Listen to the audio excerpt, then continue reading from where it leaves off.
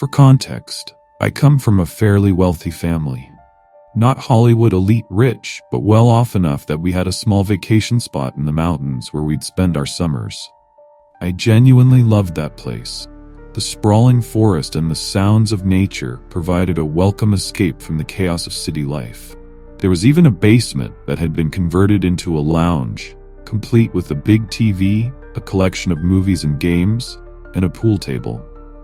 My brother, father, mother, and I would gather there, and every summer was filled with amazing memories. However, when I was about 6, I discovered that we had only started visiting this place after my grandfather passed away. I was just 1 year old and my brother was 2 when it happened, so we had no memories of him. Apparently, he inherited the cabin from his father sometime in the 1960s. Once he moved to the city and found success at a hedge fund, he transformed it into a vacation home. Then, when my dad was in his 20s, my grandfather retired there full-time and eventually passed it on to my dad when he died. There was really nothing unusual about the cabin. It was a log structure built more out than up, nestled high in the mountains of a state I won't name. It truly was the perfect getaway. But everything changed when I was 17, the summer before I left for college. One night, I overheard a strange argument between my parents. It was dead of night, and I had woken up looking for a snack after a bad nightmare. As I walked down one of the long hallways towards the kitchen, I passed by my parents' bedroom. Light spilled out from under the door, and I could just make out their hushed yet intense voices. I can't believe what I'm hearing. My mother exclaimed. Martha, listen to me. My father started. No. She interrupted. I don't know if this is some sort of out-of-season April Fool's prank, but I refuse to believe that you're involved in this. My father and his father did this so that we could enjoy the fruits of their labor. Labor? Labor? They've done something terrible, and you're part of it. I didn't ask for this. It was forced on me. And if I'm stuck with it, why not benefit from it? I can't believe what I'm hearing. I'll show you. No, we're going back to sleep, and we will never speak of this again. Honey. Don't call me that. And just like that, I heard them settle back into bed.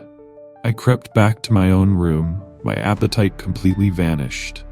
From that point on, my parents' relationship became strained.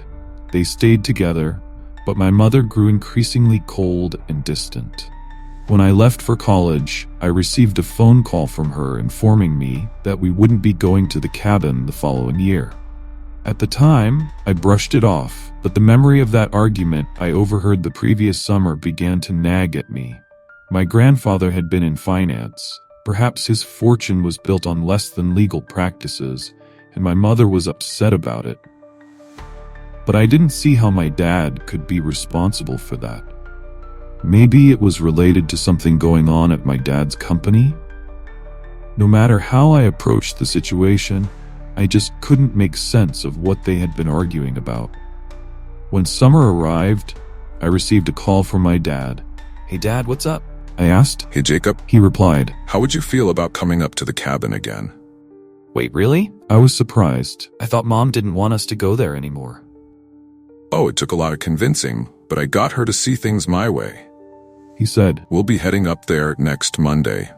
I was thinking you could pick up your brother on your way up from school and meet us there. Yeah, that sounds good. I said. We'll talk it over. Oh, this is gonna be great. Dad said, excitement in his voice. I have something special planned for all of us. It'll be a treat. After our call, I reached out to my brother. We devised a plan. I would drive north, pick him up from school, and then we'd head to the cabin together. Since my brother had finals the week after mine, I told Dad we'd meet him at the cabin the Friday of the week he and Mom were arriving. He agreed, and that settled it. I packed my things and set off towards the cabin, picking up my brother along the way. We arrived just as the sun was beginning to set, spotting Dad's car in the driveway. Oddly, there were no lights on inside the cabin. We exchanged puzzled looks and walked up to the door to knock. No answer. I found a key hidden under a nearby rock, and we let ourselves in. The cabin was dark and silent. Our footsteps echoed down the long hallways as we searched for our parents, but they were nowhere to be found. I'll try calling them. My brother said, dialing Dad's phone. We could hear it ringing somewhere deeper in the house. Following the sound, we came to an open doorway leading into what Dad referred to as the study, though it resembled more of a bedroom with a desk and a bookshelf. Dad's phone lay on the desk next to an old leather-bound journal. That's when I noticed something strange. The bookshelf had been pulled away from the wall. I walked over to investigate and peeked behind it. There was an empty alcove carved out of the wall, just big enough to fit the journal that now rested on the desk. I approached the journal and picked it up, flipping to the first entry. My brother stood beside me as we began to read together. May 24th, 1924. I had the most incredible experience in the nearby city of Denver this past week. I went to visit William at his family's home. He's an old friend who just returned from a trip abroad, funded by his parents. He came back to the States with a jar and a remarkable story. He told me he found himself in the bazaars of Cairo, where he paused in front of a vendor selling jars of sweets. However, one jar caught his eye, priced at an outrageous $100 American. Curious, my friend asked what was inside, and the seller replied, "Ah, these are the most precious sweets of all. Pieces of a mellified man.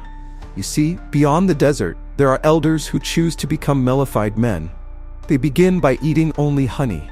Eventually, they start to smell like honey, sweat honey, and ultimately, they bleed honey. When they pass on, they are sealed away for 100 years, and when their coffins are reopened, they have transformed into a honey that can heal any wound, cure any illness, and some say it can even grant eternal life. Of course, such self-sacrificing individuals have become rare in our time, which makes these sweets all the more valuable." And then, my friend continued, he showed me something that made me believe him. What was it? I asked.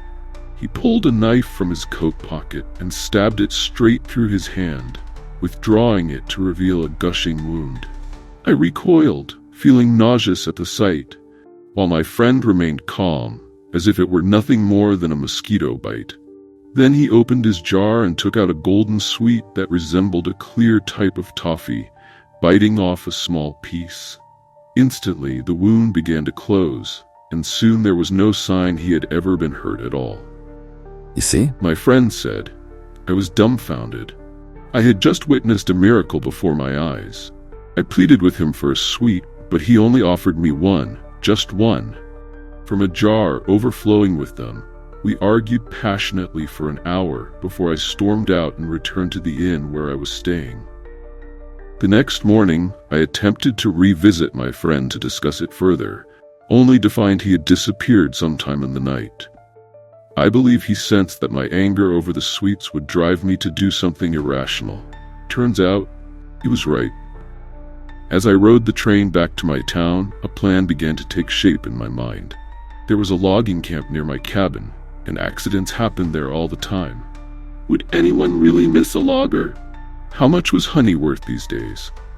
These questions have spun in my mind endlessly since my return. I now know what I must do. May 27th, 1924, I did it. Under the cover of night, I snuck into the logging camp, incapacitated one of the workers, and brought him back home. He's now locked away in my storm cellar. When I first set the bowl of honey in front of him, he tried to attack me. The chains held him back, but it startled me. For a while, he refused to eat, but eventually he gave in and consumed the honey. June 1st, 1924. Today, he smelled like honey before I even brought him any. June 12th, 1924. It's over. When I went down to feed him today, he wouldn't get up. I unlocked his chains and lifted his body, now slick with honey, stuffing him into a barrel I had used to age beer. I sealed it as tightly as I could and set it aside in a corner. I know I won't live to enjoy the fruits of my labor, but my children and my grandchildren will. This will be my sacrifice for them. Oh my God. I gasped, and my brother let out a sound like he might retch. That's when we heard a thud from somewhere else in the house. We both froze. What was that? I whispered. Stay here. My brother replied, moving toward the door. Where are you going? I need to do something right now, or I feel like I'm going to be sick. He looked back at me, determination set in his eyes. I'm gonna find Mom and Dad. Just stay here and lock the door. With that, he left the room. I complied, knowing there was no stopping him. I flipped to the next entries, which were written in Grandpa's handwriting.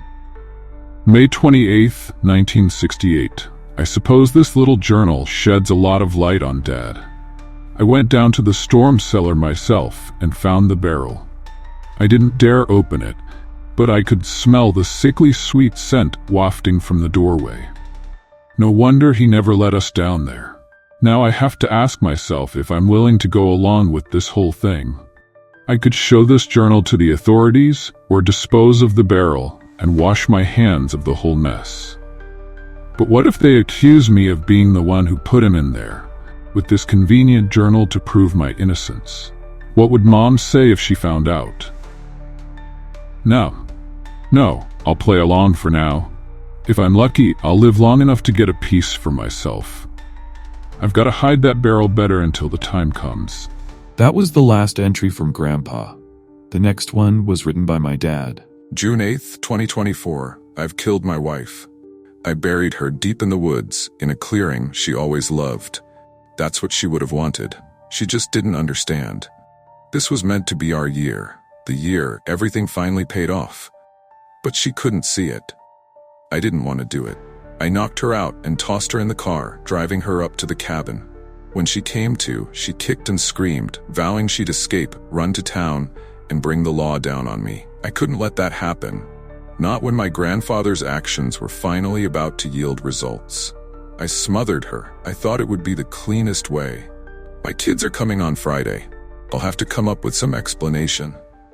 They'll understand. Tears streamed down my face, soaking the page. I couldn't believe it. There was no way this was real. That's when I heard my brother scream. I bolted from the room, racing down the hall toward the sound. The door to the basement stood ajar. I leapt down the stairs and saw that the pool table had been moved aside, revealing a staircase descending into darkness. Pulling out my phone, I turned on the flashlight and ventured into the abyss. I soon reached an ancient door that had been flung open, leading to a small stone room. In the center stood a single open barrel, and my father's body slumped against it, golden honey dripping from his lips. My brother was frozen in front of the corpse. I stood there in the doorway, paralyzed, unsure of what to do or say. Then my father's body twitched. We both took a step back as he began to rise. His eyes opened, honey flowing from his tear ducts. Dad? My brother asked, fear creeping into his voice. Are you okay? My father took a staggering step forward. Oh my God, you must be sick. My brother said. Come on, let's go get Mom and... Suddenly, my father lunged forward with shocking speed, grabbing my brother and pinning him to the ground. Honey began to ooze from my father's skin, sloughing off in glistening clumps, and wherever it touched my brother, it started to dissolve his flesh. My brother screamed in agony. Run! He yelled. And for the first time in my life, I actually listened to him. I sprinted up the stairs from the cellar, out of the basement, and finally burst out of the house. I jumped into my car and was about to drive away when it hit me. I couldn't leave that thing alive. I just couldn't. I remembered I had a spare gas can and a plan. I dashed back into the house, pouring gasoline in every corner I could find. The sickening sloshing from the basement echoed through the empty rooms, spurring me on. I quickly rummaged through a junk drawer in the kitchen and found a book of matches. I bolted outside, lit a match, and threw it back into the doorway. The gas ignited instantly, and flames began to consume the house. I hopped back into my car and sped down the long road, distancing myself from the house and its terrible secrets. As I drove, a horrific sound pierced the air, an inhuman scream echoing through the trees. Days later, I saw the story on the national news. The blaze had nearly sparked a wildfire, and authorities suspected arson but had no suspects. When they questioned me, I claimed I had just dropped off my brother and returned home. They soon discovered my mother's body buried nearby, and combined with the charred remains of my dad's car, they concluded that he had killed her before setting the fire as a twisted form of suicide, with my brother caught in the crossfire. Despite the lack of physical evidence, I was relentlessly pursued by investigators. Ultimately, they had nothing concrete to pin on me, and I was released. Now I'm writing this to share the truth, to ensure that no one else makes the same mistakes as my ancestors.